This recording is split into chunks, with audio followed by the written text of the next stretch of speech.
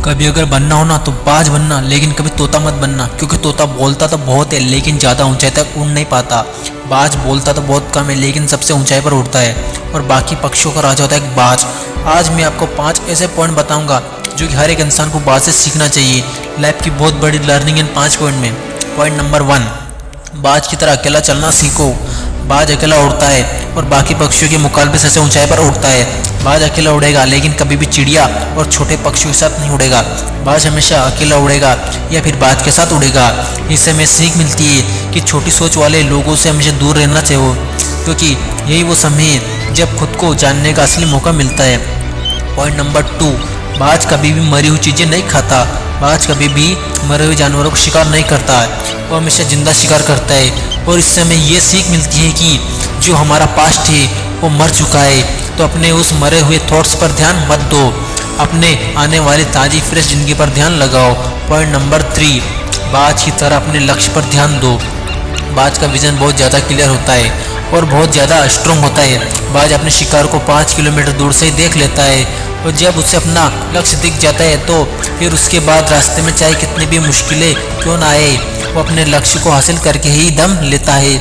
और इससे हमें ये सीख मिलती है कि अपना विज़न क्लियर रखो और इसे हासिल करने के लिए फिर चाहे कितनी भी मुश्किलें क्यों ना आए, पीछे मत हटो उस बाज की तरह। पॉइंट नंबर 4, मुश्किल समय से डरो नहीं।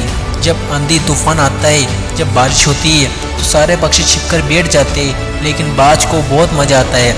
जब तेज़ हवाएं चलती है तो बाज उन हवाओं के सहारे तेज़ी से ऊपर उड़ता है, और ऊपर उड़ते उड़ते इतना उड़ जाता है कि बादलों से भी ऊपर उड़ जाता है। इस समय बहुत बड़ी सीख मिलती है कि मुसीबत में भी मज़ा ढूंढो।